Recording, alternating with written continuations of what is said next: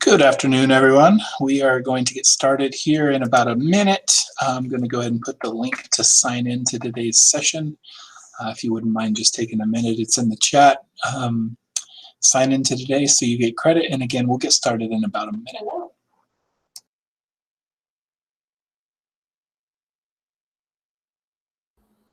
Hello, Stephen.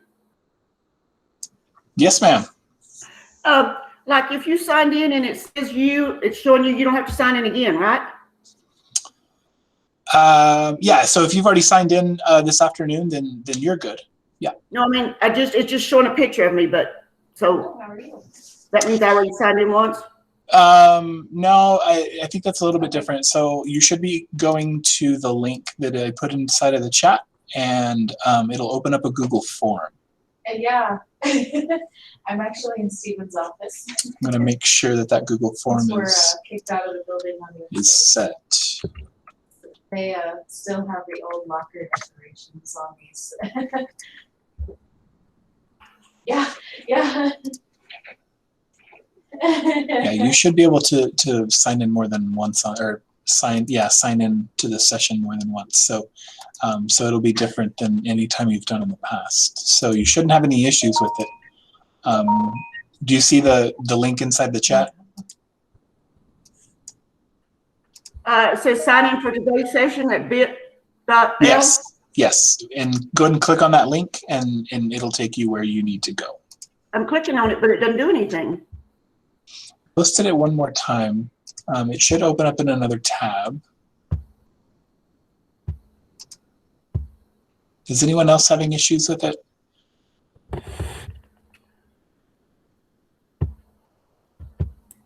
I think she may be clicking on the link on the presentation as opposed to in the chat. Oh, that could be the case. Rebecca, on your inside of Google Meet, on the top right, there is like a little message symbol. If you could click on that button, and then there's a blue link that you should be able to click on. Oh, I'll try. Okay, let me know if you can't, and I can put your name for it on there if I need to. Would you go ahead? I Okay. always doing it. Thank you. Yeah, no problem. I can do that.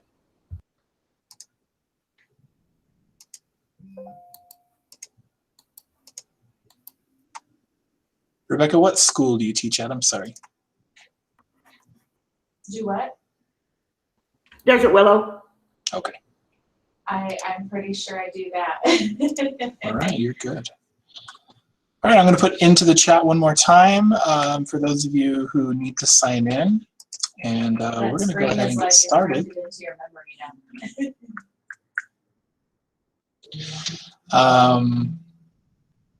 Yeah. Let's go ahead and get started. I'm getting these probably spam phone calls on my Google Voice right now. I don't know if anyone else is getting those.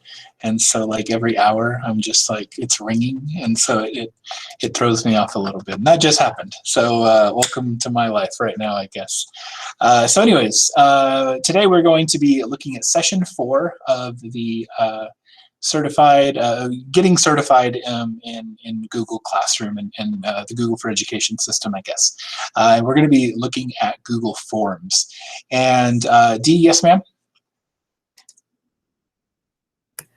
Okay, you're already on session 4. Yeah, but I'll talk about a few things and then get you caught back up, okay?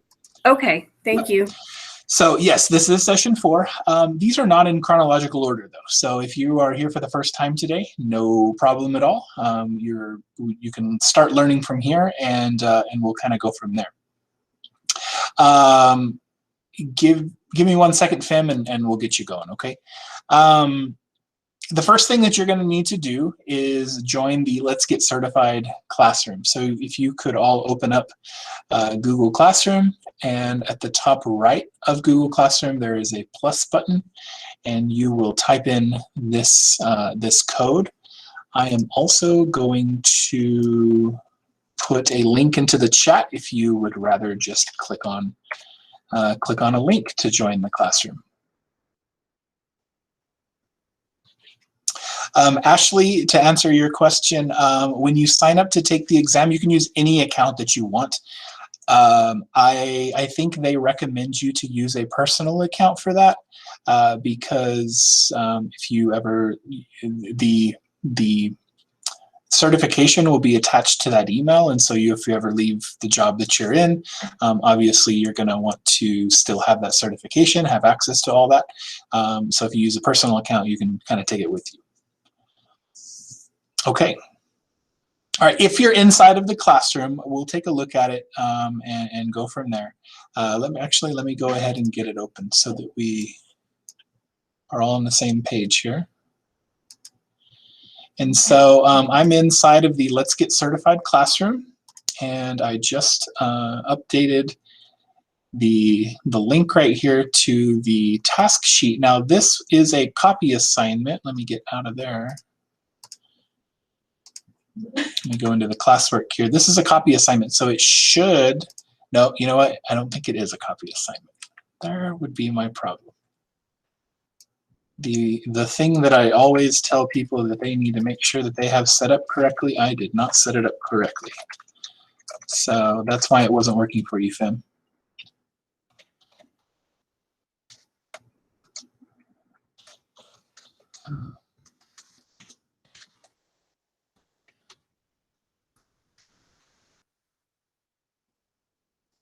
This is a good preview of whenever we do the classroom page of this, I guess, right? So I said you can view the file, but I need to make a copy for each person.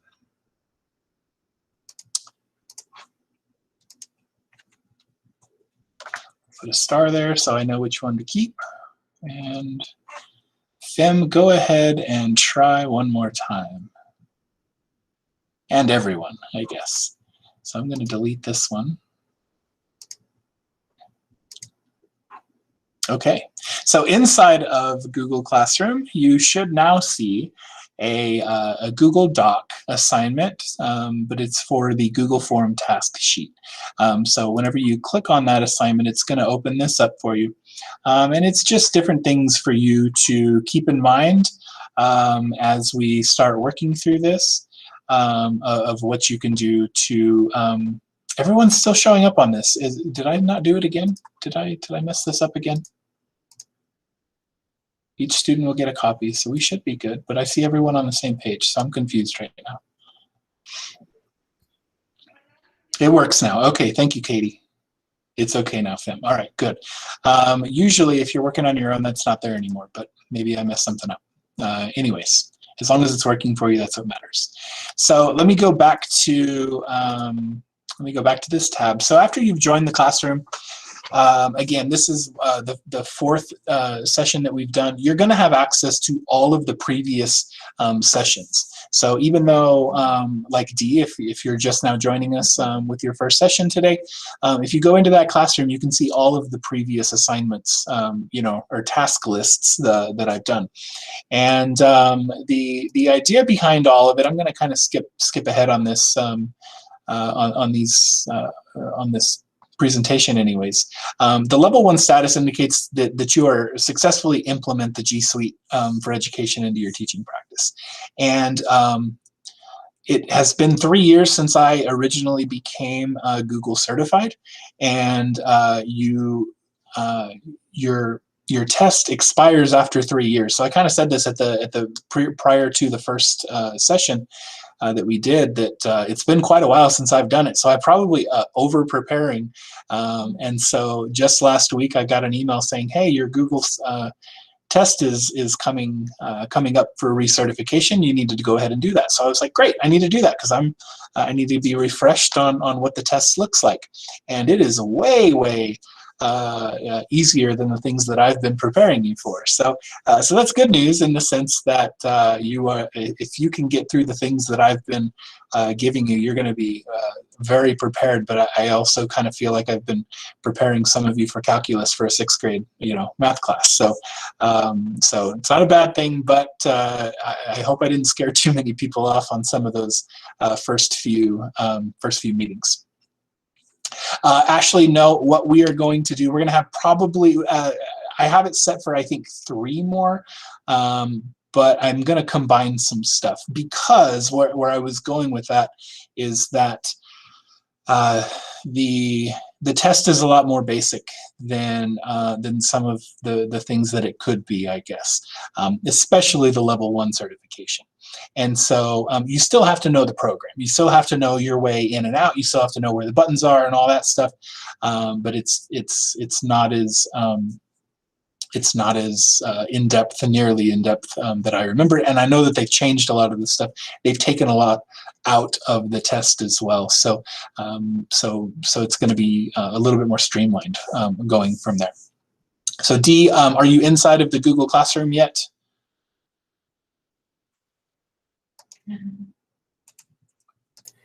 Well, I'm seeing the Google Classroom, but there's some comments. There's just me but Sure. I don't see what you're showing on the screen.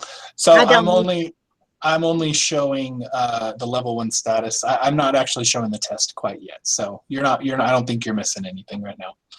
Okay. But to go ahead and get to that point, just before we move on to the Google Forms, Google also has an official training center, and so this link is another one of the it's located inside one of the presentations inside of the Google Classroom. If I am going a little bit too quickly on some of these things, I would recommend checking out that teacher center. It breaks it down in a different way than I would here.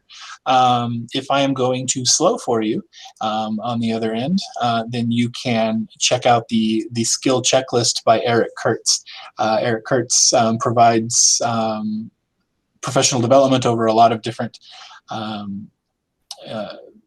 technology related items inside of Google and beyond, and he has put together a checklist of, if you can do these things, you're going to be ready for the test. And so if you are I had one person contact me last week that just said, hey, I'm ready to take the test, but I had one question from the Eric Kurtz stuff. If that's where you are, then that's awesome. Then you can reach out, with any small questions you have. What the test looks like, it's broken up into 2 different pieces. There is a multiple choice piece, questions like this, where you are given a question. For example, it just says, like, what is the best tool for this? Or what are the best tools that you can use for this? And it always tells you how many answers you're going to need to pick from. So there are some that you could probably go with 3 answers, or some that you could probably go with 1, but it asks for 2. So you kind of have to, know the tools and know the differences between the 2 in order to get the right answer.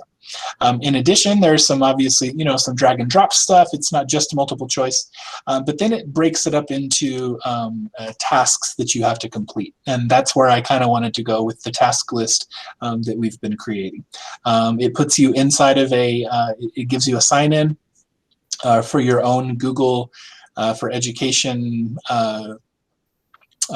platform, I guess, and it says you're going to pretend to be a French teacher today, and you need to send an email to somebody, telling them, providing them with a link to something. And so you do that, and then they are able to test, do the tests grading based off of that.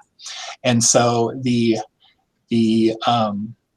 task list that I've provided really do go hand in hand with this aspect of the test. And if you, again, as I said, if you can do these things, then you're going to have no problem with the test at all. The tests cost $10 for level 1, $25 for level 2.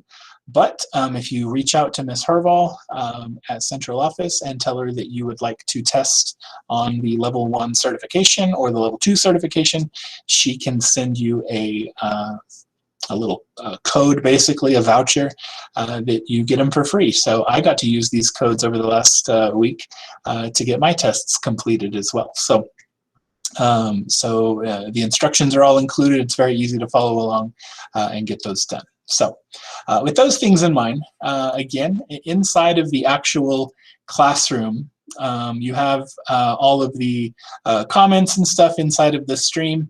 You need to make your way over to the class work page, and you will see the various different task sheets that I have provided so far. And so we've done the Google Docs, Google Slides, Google Sheets, and we are doing Google Forms today. And so you need to open up that Google form. Now I have one that is ready to go. The first 3 weeks, I gave everyone about 10 minutes to work on these, to get their way through. This one's just going to be a little bit different. Instead of having you work separately, we're just going to go through and kind of talk about some of these things. Again, I took the test in the last week. There's not much you have to do inside of Google Forms. It's just kind of knowing your way around and knowing in general what to do whenever you're there. So, so let's just go ahead and get started. There are 3 ways to create a Google form. The first way is going to drive.google.com, and I'm going to go ahead and do that. I'm going to go to drive.google.com. I'm going to go ahead and share this tab. And if you want to take notes on the paper and follow along, you can do that. If you don't and you just want to listen, then that's fine as well. On the top left of your page, though, you see the New button. And just like there was with Docs, Sheets, and Slides, we have our last button that is visible, which is Google Forms. So I can click on the Google Forms button, and a brand new Google form will be open for you. Now, I have an extension enabled. So you're seeing these extra little buttons that say Insert Math. These might not be appearing for you, but they might be appearing for you. Just depends on whether you're on a district Chromebook or whether you're on a PC and what extensions you have installed and stuff like that. But that is the first way to create the Google form. The second way that you can create a Google form is by going to forms.google.com. And I'm going to open that up. Dee, go ahead. Am I supposed to be in the Google Classroom and seeing this what you're presenting? No, inside of the classroom is going to give you access for you to take notes on your own paper. But if you are, but again, you don't have to take notes in any way, but if you just want to follow along on the screen, that way you're not bouncing back and forth between everything. Oh, okay, so how do I make your screen bigger? Do I click on it? Because the words are really small. It's just like the little, I mean, sure. On the bottom, you might not be able to make it too much bigger. On the bottom right, there should be 3 dots that say More Options. And if you click on that, you can click on Change Layout. Let me share this tab. You can click on the 3 dots on the bottom right and click Change Layout, and I can change it. And you would want to change it to Spotlight. And if you change it to Spotlight, that'll be as big as you can. That's right, Tirsa, you can also pin me as well, pin my presentation by hovering over my presentation and clicking the pin button. Let me If you have a small screen, it still might not be very easy to see from there. So, let me go back into Forms, and when you have the second way that you can create a new Google form is by going into Forms. And what this does is it basically opens up your drive, but it filters all of the things that aren't a form out of it. And so here I'm left only with Forms, and instead of the top left, I'm going to go to the bottom right, and I'm going to click on the plus button there, and I can create a new form by clicking the pencil on the bottom right. And so I can create a new form on that spot as well. So let me come back over here, and I can probably help you out, Dee, and let's see, make that a little bit bigger for you. So you can go to drive.google.com, you can go to forms.google.com, or you can, inside of your URL, you can type in forms.new. This is my favorite way to create different Google documents because it's the quickest way. So I can open up a new tab and just type forms.new, and it opens it up ready to go.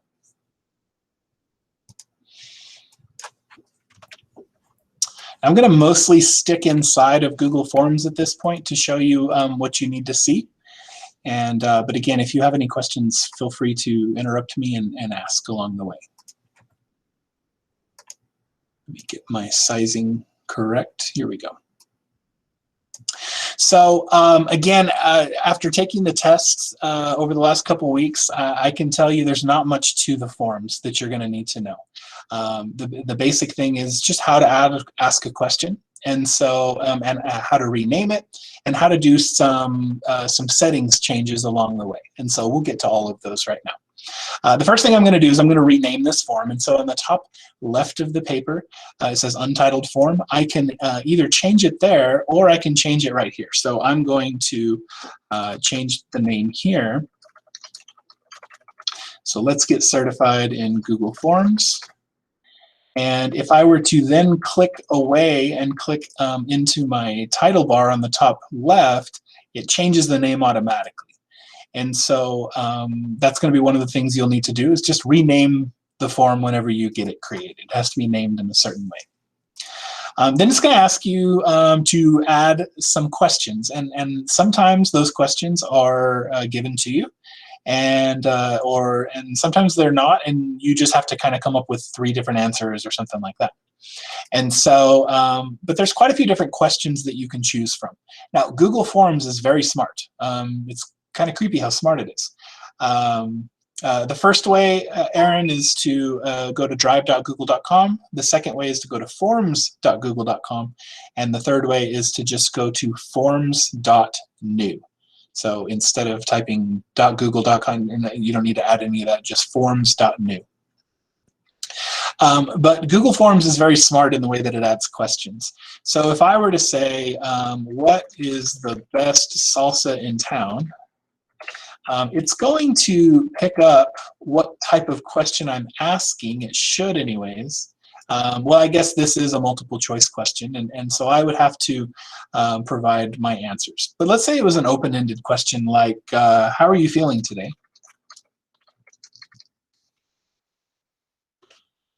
Then I put it on the spot apparently, and it's not going to do it. Usually it smartens up and it knows, oh, this is a type of question that you would ask that is a short answer.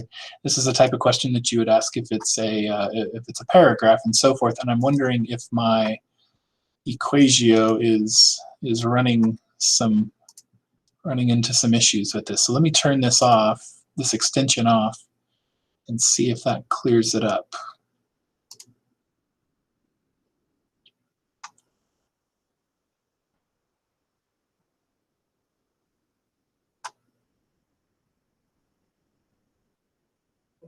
Well,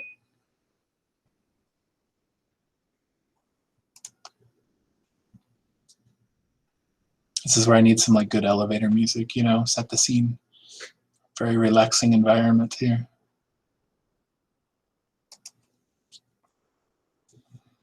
Let me go in and turn that Equatio off. Okay, it's not going to let me do that either. So you're just going to trust me. Normally, it's very smart. Normally, it's extremely smart. And you can put in a question here, and it's very good at knowing whether or not you actually meant a short answer or whatever the case is. Let me try again with this. How are you feeling today? Let's see if it changes from multiple choice to short answer. Oh, it's not going to do it for me. So there you go. Let's ask this question instead. Let's see if it's going to help me out in any way. What is the capital of New Mexico? Now, I've seen this work, and genuinely, I don't know why it's not working today. But usually, it will provide you with some test multiple choice questions here, or multiple choice answers. And it'll give you 3 different options, and then you can just click add. You can see the add other button that's appearing here.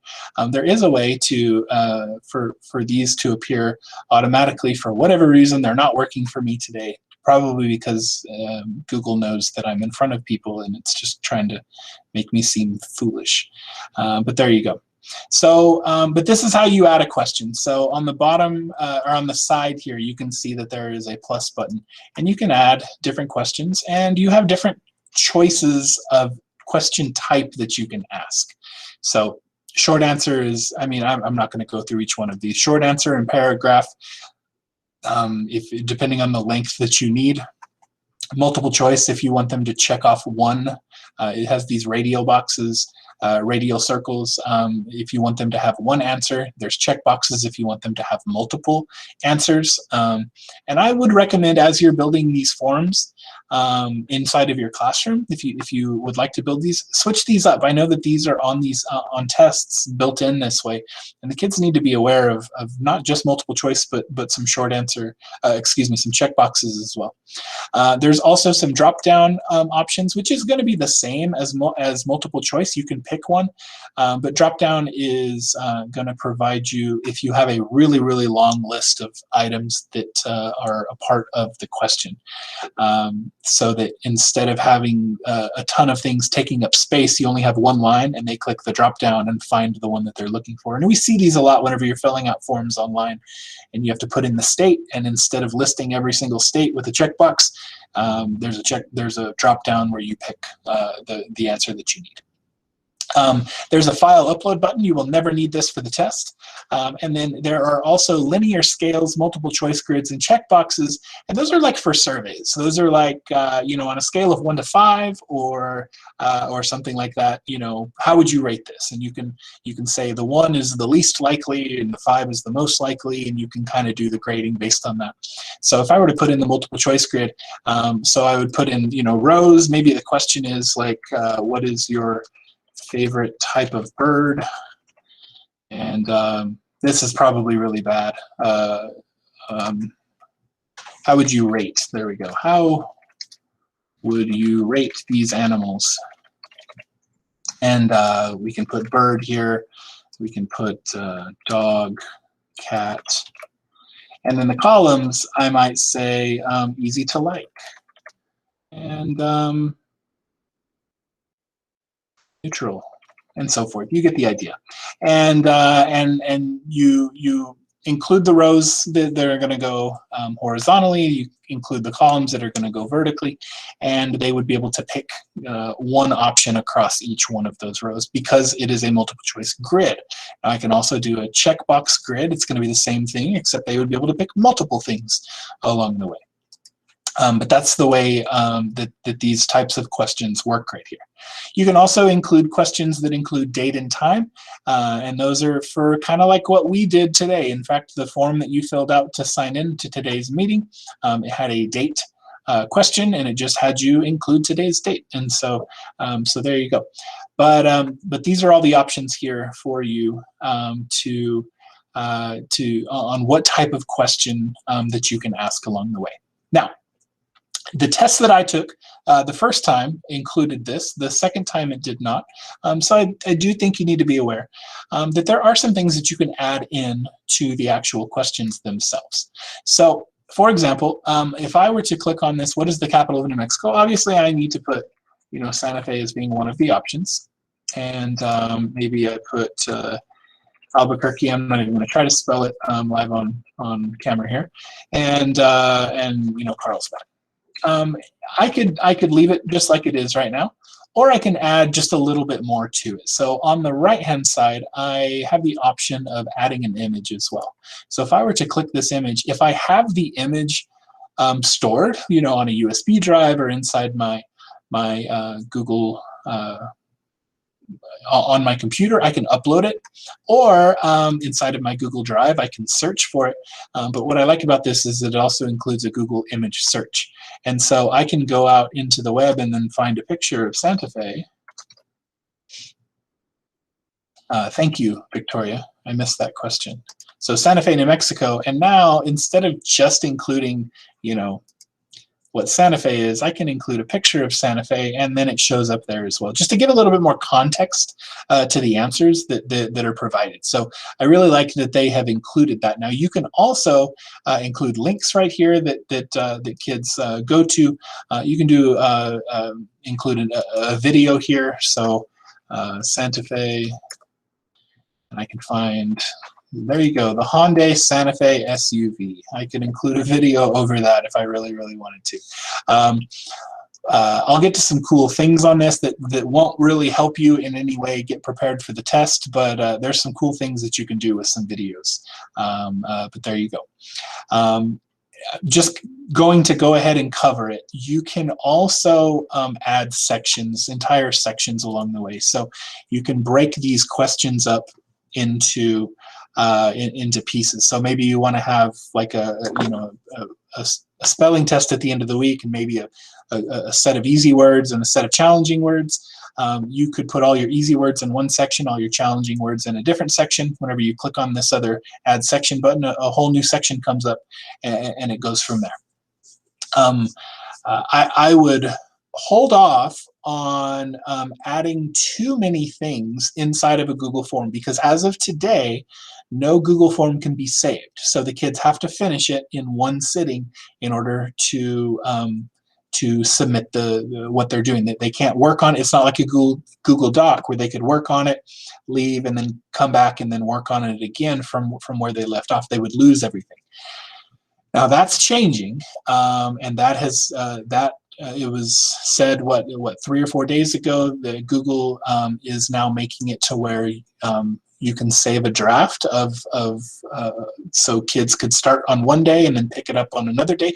That is not there yet, so it's just kind of something to consider whenever you're building these out. As far as questions go, though, this is all you need to know about the test. As far as building a question, you need to know how to put in a picture if you need to. You need to know how to change it from, maybe I had this as a multiple choice, but I want to change it to a short answer. I could do that. Though that's going to be the big thing that you're going to need to know in order to get certified. Now, beyond that, there's a couple extra things that you are going to need to know to get certified, and it all comes down to the settings of this. So on the top right of the page, I'm going to click on the settings button, excuse me, and I'm going to get this pop-up basically that comes up with 3 different tabs. I'm in the general tab, there's a presentation tab, and then there's a quiz tab. And so I'm starting in the general tab, and the questions will ask you things like, send this survey to a group of parents and make sure that they can only respond once, and but make it anonymous. So you kind of have to work your way through that and go, okay, well, if it's anonymous, then I'm not going to collect email addresses, but if it is, if it's not anonymous, then I should collect them. There's one that says make sure that that it's restricted to only people inside of your class. So I would make sure that this is checked off. So restrict to users in Carlsbad Municipal Schools. But if I was sending this to parents, I would want to uncheck that. So you kind of just have to know what the settings are trying to accomplish here. What this one does is makes it to where if first of all, people would have to sign in to get there, but that they have to have the @carlsbadschools.net email when they sign in order to access this. And if they don't have an @Carlsbad Schools, then they're going to be told that they don't have rights to it. And so you can uncheck that, and it just depends on your audience. If you're sending this to kids in your class, you're going to want to check this. If you don't, you want to send it to parents, you're going to want to uncheck this. And I'll kind of say it like this: if this and this are all unchecked, they're not going to have to sign into Google at all. You can just send this out to parents, and anyone can fill it out in the entire world, and they can fill it out as many times as they would like to fill it out. But any one of these 3 checkboxes is going to require them to sign in with Google. Now, if I only turn this one on, I'm not going to get the email address. I'm not going to have any personal identifiable information. I hope I said that right. That is going to come my way. But it just makes it to where Google knows whether or not you've already sent one in and that you can't send in another one. This is the big part of the test when it comes to forms, is just knowing that who you're sending it to, who is your target audience. And so if you know these bits of information along the way, if you know the difference between all of these 3 and what they can do, then you're going to be set as far as the Google Forms section of this. So that's pretty much the settings tab as far as the test goes. Of course, these are kind of self-explanatory. Can they go back in and edit it? You know, if they did that, the test didn't really have anything to do with that. And then you can see the respondents, the people who send in, can see summaries and charts and text responses. I always just leave this turned off for myself. And again, it wasn't mentioned during the test. So going into the presentation tab, the only thing that the test really had me doing was to change the confirmation message. And it said, instead of saying your response has been recorded, change it to say, thank you for taking part in this survey. And it's just as easy as that, just changing it. So thanks for taking part in this survey. What I liked to do whenever I used Google Forms inside of my classroom was to change this to a link, or to give them instructions on whenever they're finished. So if you're finished with this, please work on this work, or here's a link to a video I want you to watch, or something like that. I kind of used it in that way. And then finally, inside of Google Forms, there is the ability to turn it into a quiz, a self-grading quiz. Now, it's not going to grade everything perfectly, in the sense that if you include short answer or paragraph, obviously you're still going to have to go in there and double check those things. But it will turn all of your multiple choice questions and checkbox questions and drop-down questions and linear, you know, checkbox questions and those types of things. It will make them self-grading. And so what you would have to do is you have to click this button to make it a quiz. I would be careful with the locked mode on Chromebooks because they have to be signed in to Google. They have to be using basically a Chromebook that we've provided along the way. There's been another issue that's come up along here. If you're taking a test inside a class and you know that the kids are going to be there, I think it's a great thing to turn on. But you can kind of do the similar things using Blocksy. So I would, that's just my own personal flavor that I would pick, but you can do this. Locked mode on Chromebooks, what this also does is that if any kid is using a PC, it will make it to where they cannot take the test. So if you have hybrid students and you want to maybe provide them with a test, but you don't know for sure that they're going to be on a Chromebook, then you definitely need to leave that turned off. The test itself, the Google for Education Certified test, you are going to be asked to make something a quiz, but you're not going to be asked to do much along this. So I mean, these things are kind of they kind of tell you exactly what it is, and so you don't have to mess with it. But this does change the questions themselves just slightly. So after I've made it a quiz, I'm going to come back in here, and a button has been added to the bottom left of each of the questions. And it says that there's now an answer key. Now, right now, this answer is worth 0 points. And so what it's going to have you do is it's going to give you a few different multiple choice questions, and it's going to say, so let me change this back into multiple choice and add my options one more time.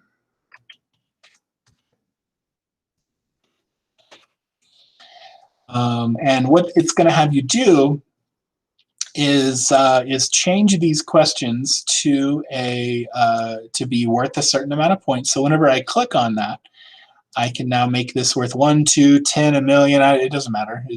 They're points, and so it's going to make it worth how many ever points you would like to make it.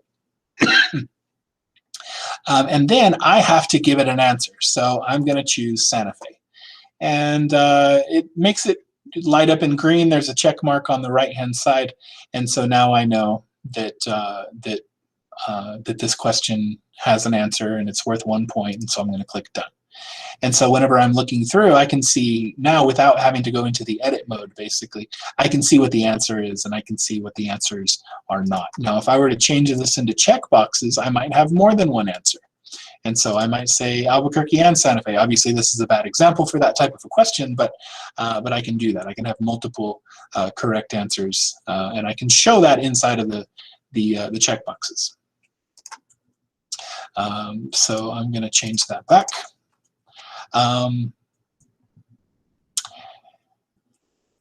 That's the bulk of the actual test itself. So the test itself is going to ask you to add a few questions along the way, check on the settings depending on how you need them, and it actually didn't even happen on the level 1 test. It might ask you to take one of these questions and change it into a graded answer. For the most part, that's it. And then you need to share it out. So you share out the link for this. And so you can either push the send button here and email it to a certain address or something. But I want to say it didn't really matter how you did it in that sense. So the only other thing, actually, I am not finished. The only other thing that it had me do during the test is come over here to the responses tab. Of course, there's 0 responses right now, and there will be 0 responses on the test itself.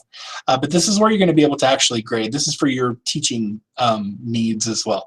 Whenever you assign these forms to your students, all of their answers are going to populate here. And here, especially if you have auto grading turned on and you're using short answer or paragraph or anything like that, here's where you're going to go through and just say, is this correct? Yeah, I give them credit for that. Or if they included checkboxes and they put 2 checkboxes on the correct ones, but then they added a third incorrect checkbox, you can change it to where they get partial credit or a percentage credit or something. This is where you would do that. But as far as the test goes, what it wants you to do at some point is to create a sheet that keeps track of all the items that have been sent in. And so here's the icon for that sheet. And if I were to create this, I'm going to click on this button. It says create a new spreadsheet, and it's going to ask you what you want it to be named, and you just click create, and it will open it up. You don't have to do anything beyond that. Thank you, Aaron. We're almost done here, so you're not going to be missing too much. It's going to put all the information here at the top of what was turned on, what wasn't, the score, so forth. Because it's a quiz, there will be a score section here. And it looks like this whenever it is filled out. So here is all of the responses for people who have showed up. So let me just go all the way to the bottom here. So I see that Diva Ingraham is here, and 224, and she came to the Let's Get Certified, and so it keeps track of these things for you. Now, again, for taking the test, you don't need to see all this. You just need to know how to create it. And so once it's created, you have all the information that the test itself will need. And again, you can get to that now that it's created. Actually, whenever I click on it, it'll take me to that Google Sheet. So as far as taking your test, those are the only things that are going to be added to what we're doing. Now, there's a couple extra items as well. Just for teaching them, that I think are pretty cool. I've kind of gone over most everything, but I always thought this was really cool. I added, let's see, here we go. Here, what is the capital of New Mexico? What I really like about this is you can add answer feedback, and you can say that if someone answered it incorrectly, you want to follow up with them. I as a math teacher, it's teaching digitally would be one of the most challenging aspects. I think for any subject it is right now, but I think for math especially, because if you do math wrong, that now you've got a habit of doing it wrong. And they say practice makes perfect. Well, if you're practicing it wrong, now you've perfected being wrong, and that's not a good thing, right? And so immediate feedback is so important. And if we're not providing immediate feedback, then we're failing on the kids, and it is hard to get that right. And so we have to be able to do that in a way that wasn't possible 15 years ago, 20 years ago, but it is possible now. So we really need to take advantage of it. What I like about this is that if there's an incorrect answer, I can actually just search for some information. So capital of New Mexico, and I can find a little video. Why isn't New Mexico State part of Mexico? Hey, this might be good for everyone to learn, right? And I can provide that video as feedback. What I would love to do inside of a math class is to work out those problems that are on the test and provide the feedback for whenever they miss. Hey, I see that you missed this problem. Here's what it should have looked like. And then you work out the problem that they actually did so that they take the test. If they got it wrong, there's a video to watch so that they can fix that problem. And I think that's just a really cool thing that we now have the capability of doing. But I think it's really, really important for teaching to make sure that everyone is practicing perfectly instead of imperfectly practicing. So I really, really like adding the feedback for incorrect responses along the way. Now, beyond that, I don't have anything else to add. I think forms is, for the most part, it's kind of, here's what you get. There's a couple things that are hidden along the way. There's some cool things that you can do with it. One of our favorite things to do is to make like a, what is that, like get out of the room safely? What are those called? Escape room. Doing Yes. escape rooms where you got to like get the answer right in order to go out. Those are some cool things that you can do. I've seen also other people do a choose your own adventure story. You walk up to a door. Do you open the door or do you go to the back door? And the answers can lead you in different places. So there's some really, really cool things that you can do with this. And if you want to do some of those cool things, please, please, please don't hesitate. Make an appointment with either Anita. Anita's kind of like the boss at making some of those things, but you can certainly make an appointment with me as well. But as far as being prepared for the test goes, if you know how to add a question, if you know how to change the settings, and if you know how to make it into a quiz, you're going to be all set for the level 1 and probably the level 2 exam. So, are there any questions that you have before I say adios? Yeah, Dee, go ahead. So we had to do one of these for the kids that are online so that they kind of just come into us, let us know that they were there. Yep. My question is because it's really simple. It was real simple questions like, did you do your Lexia and Zern? And they Sure. had to answer yes or no. Yep. Where do I find, you said the responses tab, is that where I find the answers? Yeah, so I'll put it like this. There's two ways to find the answers. Yes, there is the responses tab. I would use the responses tab more if I were giving them a quiz, if I was wanting to look at the responses for that one particular day. If this is ongoing, if it's just like a one-time, hey, did you do Lexia anytime in the last 9 weeks, and there's a one-time answer, I would probably use this as well. But if it's like a reoccurring thing, and that's where I was showing you like the sign-in for today's PD, is you're still going to go to the responses tab, but you might be best served to click on this Google Sheets icon, because it's going to give you all of the answers and it's going to organize it by the timestamp. So you can see based on when it was turned in, how many or what the answers were. So just opening this up one more time, you can see that, we did our first PD session over this on let's see, September 16th. And so all of these 100+ responses here, we'll get to the bottom, there we go, were from that day. And so if you're doing yours maybe every Friday saying, did you do Lexia, then they're going to be separated by that timestamp. Here's what I did, here's all the answers, because then next week they might come in, use the same Google form, and answer it again. And so you don't want those two answers bleeding into each other. You want to keep them separate. And so this is kind of just the easiest way to do that. Does that answer your question, Dee? Yes, it does. Mm-hmm. Great. Anything else? All right, ladies and gentlemen, we're getting closer to when I think you'll be probably prepared to take that test. But if you're just joining us or you're not feeling as comfortable, go back into the Google Classroom that we've created. Take a look at some of those previous ones. Again, you might not have to do every single thing that's on that list. I definitely over-prepared you for those things, but if you can, get through as much as you can and want to do a one-on-one session with me or Anita, then I think that's a good use of your time. So again, check out those other things that we've done. Check out the videos from the previous sessions that we've done that's on the Cavern Crusade, and just keep chipping away at it. And if you need any help along the way, again, let us know.